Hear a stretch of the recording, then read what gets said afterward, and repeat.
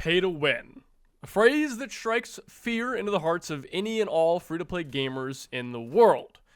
The question, is it pay to win, is normally the first question a lot of people ask when they start up a new free-to-play game, or they start looking around for free-to-play games to start enjoying. Today, let's jump into that question for Enlisted. The short answer is pretty simple. No, Enlisted isn't pay to win. In Enlisted, you can really easily dominate matches using the most basic stuff given to you, the starting equipment. And I myself have even topped the leaderboards of matches using melee weapons.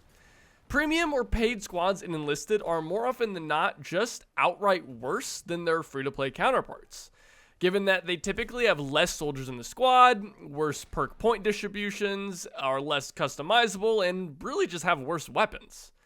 Take a look at an example of this, right? The Allies have a premium machine gunner squad that uses the Colt Monitor, a weapon that is basically similar to the BAR. The squad has just 5 members, one of which is an engineer, compared to the normal 7 of a machine gun squad, and no room for any anti-tank soldiers, so good luck if you run into a tank. The gunners have really poor perk points, meaning that they aren't able to get the 35% vitality perk, making them outright worse than their free-to-play counterparts. The Colt Monitor itself has worse recoil, worse accuracy, worse reload speed as compared to the free-to-play equivalent, the Browning M1918A2. Overall, it's really clear that this squad, the Colt Monitor, and a lot of premium squads that are very similar to it, are just worse versions of squads that we already have in-game for free. But they offer increased XP gain and uniqueness in exchange. A premium account also gives you additional squad slots, and a lot of players out there, say this is pay to win, right? They point at this and say, hey, that's not fair. That's pay to win. That gives you versatility, right? Well, I mean, not really. Just like before, having multiple squad slots or being able to bring a tank or a plane doesn't really make you actually win more games. Speaking from experience here, guys, the absolute best way to win games in Enlisted is almost always cycling the exact same 3 high-quality, free-to-play infantry squads over and over again and charging down an objective.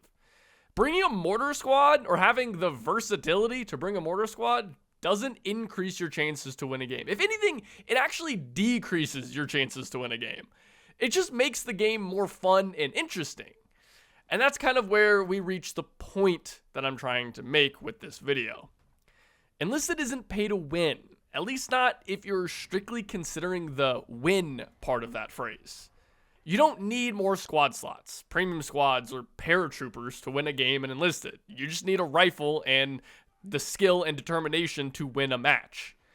But they certainly make the game a hell of a lot more interesting when you do have them. A lot of people out there probably don't care about premium content as long as it doesn't upset the balance of a game. As long as the premium squad is worse or on par with the free-to-play equivalents, a lot of people just shrug their shoulders and say, hey, that's fine. But I think a lot of people out there do care whenever interesting and fun content is locked behind a paywall and a price tag. Regardless of how it impacts balance, and Enlisted does this all the time. No amount of me going to someone and saying, oh, a starter bolt action kills anyone in one shot, right? It doesn't matter. Or, oh, it has a battle rating system, so you're with people of the same gear. That's not going to make someone feel better whenever they see paratroopers raining from the sky and they look in the tech tree and they don't see paratroopers.